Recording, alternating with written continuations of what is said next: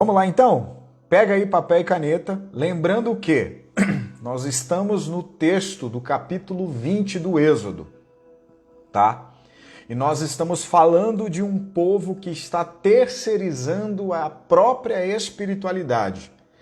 Nós demos início ontem e estamos falando de uma gente que não querem se encontrar com Deus. Elas não querem ouvir Deus falar.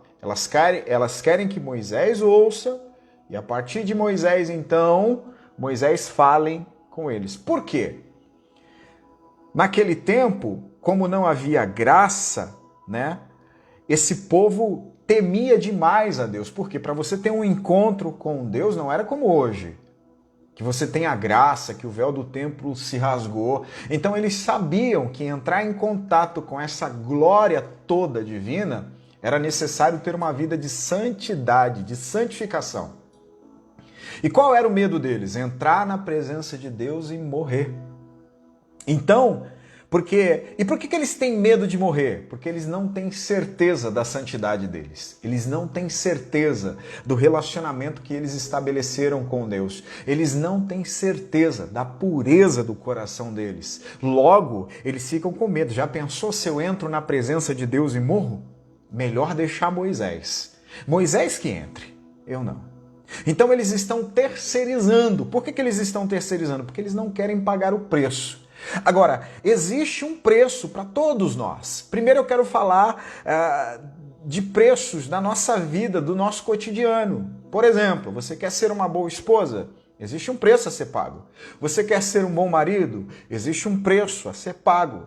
Você quer ter uma vida saudável? Existe um preço a ser pago. Você vai fazer dieta? Existe um preço a ser pago. Você quer se tornar uma pessoa instruída, inteligente? Existe um preço a ser pago. Você quer arrumar um bom emprego? Existe um preço a ser pago. Você quer ser um bom empreendedor, uma boa empreendedora? Existe um preço a ser pago. A vida é assim. Saiba que se você quer ser bom em alguma área, em alguma coisa, vai envolver dedicação, vai envolver renúncia. E é isso às vezes que eu não entendo. As pessoas conseguem renunciar muitas coisas para se tornarem grandes coisas para o mundo, para as pessoas. Mas quando fala de renúncia em relação ao evangelho, as pessoas estão sempre olhando para a graça de forma errada, querendo sempre que a graça faça algo que não dá para ser feito. Você quer ver um exemplo? Por exemplo, as pessoas vão trabalhar, vão estudar, as pessoas vão desenvolver cargos dentro da igreja, elas estudam muito, se preparam para ser músicos, se preparam para ser teólogos, se preparam para ser empresários, se preparam para ser bons administradores. E aí, quando chega o momento de você abandonar a mentira, abandonar o adultério, abandonar a prostituição, abandonar a avareza, abandonar a fofoca, você pede para o Espírito Santo te ajudar nisso. Não é uma hipocrisia? Quando você precisa tratar de coisas referentes ao caráter, você quer olhar para a graça. Você quer pedir ajuda do Espírito Santo. Ah, Espírito Santo, me ajuda. Ah, Espírito Santo, me ajuda. Mas quando você está, às vezes, na ganância, e aí estou falando da ganância no bom sentido, porque é bom na vida uma dose de ganância, na ganância de se tornar um bom empreendedor, de se tornar um bom funcionário, de se tornar um bom familiar, sei lá, você vai à luta, você corre atrás, você dorme tarde, acorda cedo, renuncia a isso, renuncia aquilo, mas quando é para você se tornar uma pessoa melhor em Deus, você quer que o Espírito Santo faça tudo. Não. Existe um preço a ser pago. Gênesis 3,15, Deus, o primeiro profeta da Bíblia, vai deixar uma profecia para a serpente, que figura Satanás. E qual é essa profecia? Ele vai dizer o seguinte, que do fruto da mulher iria nascer uma semente, e essa semente iria ferir a cabeça da serpente, porém, iria custar algo à semente. Ela feriria a cabeça da serpente e a serpente iria lhe ferir o calcanhar, o preço. O apóstolo Paulo, em Gálatas, capítulo 6, ele está finalizando sua carta e ele está falando sobre costumes judaicos no capítulo 6, sobre pessoas que estão com hábitos judaicos dentro do evangelho. E aí, de repente, Paulo vai falar assim, olha, eu trago no meu corpo as marcas de Jesus. Preço. Existe um preço. A gente tem por hábito viver um evangelho muito baseado dentro de uma cultura. Lembra da mulher samaritana, João capítulo 4? Ela está numa conversa com Jesus. Ela vai dizer assim a Jesus, olha, nossos pais adoraram neste monte. E vocês dizem o quê? Sabe o que ela está tratando nesse momento? A questão do evangelho para ela é uma questão cultural, é uma questão de uma herança que os pais haviam deixado para ela. Não é algo que ela construiu a partir de um relacionamento, não é algo que ela buscou. Foi uma herança que passou de pai para filho até chegar nela. Ela está dizendo, olha, os nossos pais, você precisa entender uma coisa, esse evangelho que você vive, ele não pode ser algo cultural, ele tem que ser algo relacional. E quando a gente fala de algo cultural, a gente está olhando para quê? Apenas daquilo que você absorve dos outros, não daquilo que você busca. Você não produz a sua própria oração, você fica pautado sempre, aguardando sempre a oração daqueles que estão à sua volta. E quando eu falo de produzir a oração, é claro, é uma oração inteligente, porque essa mulher também tem um problema. Em João capítulo 4, versículo 22, Jesus vai dizer a ela, vocês adoram o que vocês não conhecem. Então eu primeiro me relaciono a partir de quem? Eu me relaciono a partir de alguém que me colocou dentro do caminho. E a partir daí eu começo a desenvolver um relacionamento com Jesus, eu começo a buscar a Ele. É progressivo, é dia e noite, são todos os dias. E vou te dizer uma coisa, aquele que busca a Deus todos os dias, esse não vai ser enganado. Sabe por quê? O Espírito Santo, ele começa a desnudar coisas diante dos seus olhos. E aquilo que você não entende, o Espírito Santo faz você entender a partir de outras pessoas. Deus coloca pessoas no teu caminho que vão abrir a tua mente. Você quer ver uma outra coisa que o Espírito Santo faz com você quando você está andando por um caminho errado? Uma das primeiras coisas que o Espírito Santo vai fazer em você é produzir em você arrependimento. Ele vai gerar incômodo dentro da tua alma pelos os pecados que você pratica. E a partir daí você começa uma mudança de vida. Não adianta adorar aquilo que você não conhece. E como que eu conheço isso, pastor? É a partir do princípio da oração, é a partir do princípio da renúncia, é a partir do princípio da palavra, é a partir do princípio do ajuntamento. Por quê? Nós precisamos nos ajuntar, porque é no ajuntamento que existe transferência. Não são apenas 4 paredes. Não é a estrutura em si, mas você precisa de alguém para derramar vida na tua vida. O que nós estamos fazendo aqui agora é derramar vida sobre a tua vida, é abrir o teu entendimento. E neste momento você não tem que ser alguém que vem ao devocional na expectativa de ouvir aquilo que você quer ouvir. Você precisa vir com o coração aberto, porque vai ter momentos na tua vida que Deus vai exigir preço de você, que às vezes não é o preço que eu tenho que pagar. Você sabia que no reino de Deus existem maneiras peculiares de Deus trabalhar na vida das pessoas? É por isso que às vezes algumas pessoas têm uma visão equivocada do evangelho. Por quê? Como assim, pastor? Às vezes o que Deus pediu a Davi, e não estou falando da estrutura do evangelho, estou falando de coisas peculiares. Às vezes o que Deus pediu a Davi não é o que Deus vai pedir a você. Às vezes o que Deus pediu a você não é o que Deus vai pedir a mim.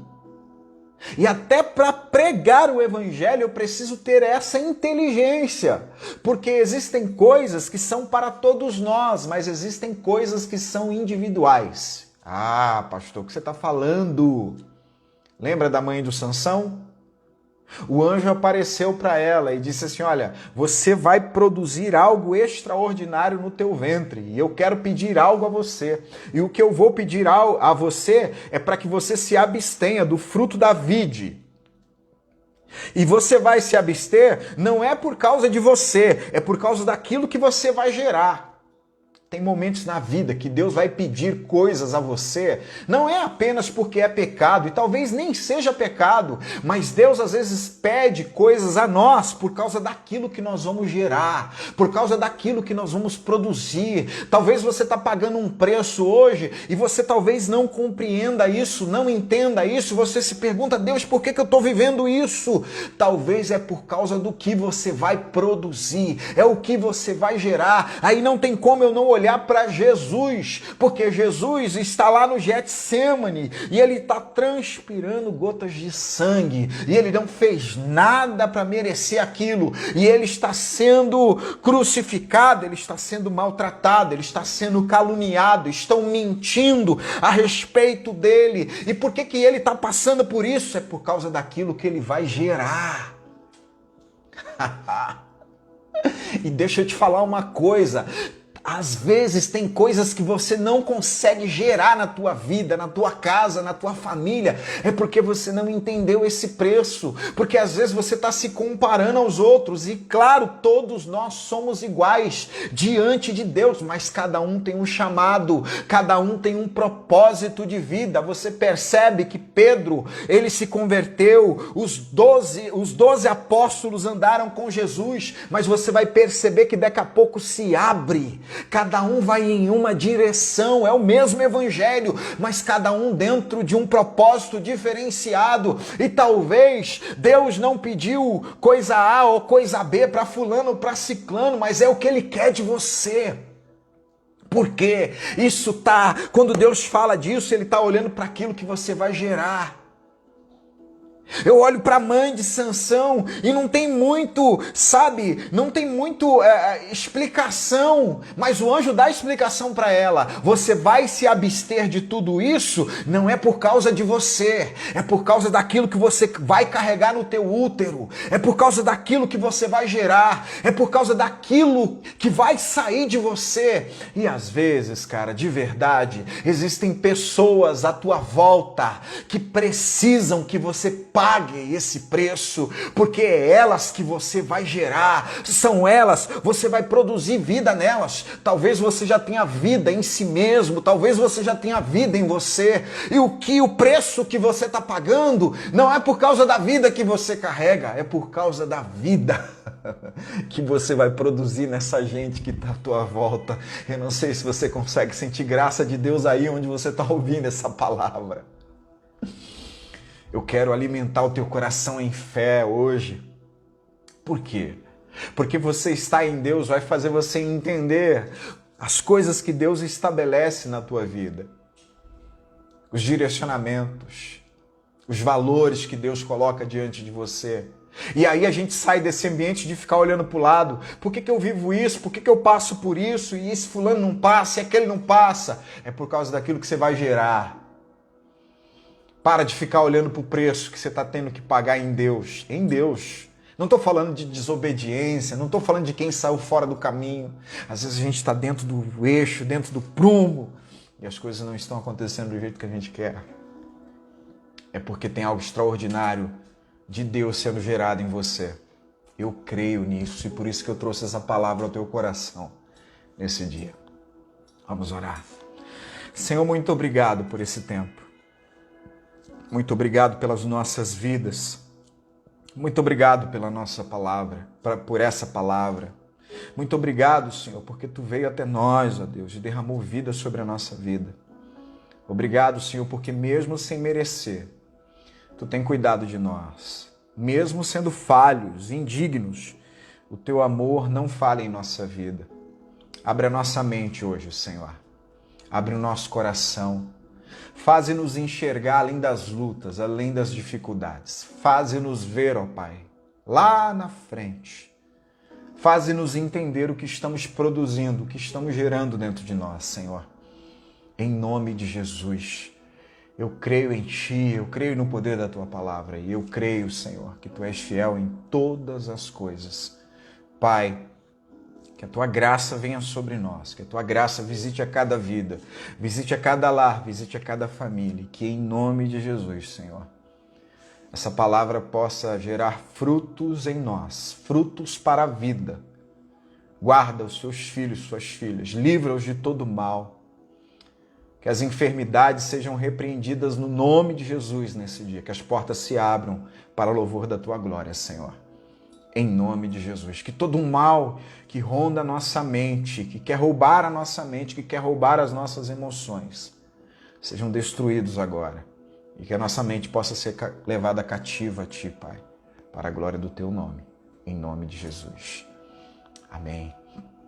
Espero que essa palavra tenha falado com você. E se falou, compartilha ela aí com os amigos, com os familiares. E a gente vai ficando por aqui. E eu te espero amanhã, nesse mesmo horário, nessa plataforma. Que Deus abençoe sua vida. Não esqueça de curtir essa palavra e de compartilhar. Você vai estar ajudando nosso ministério.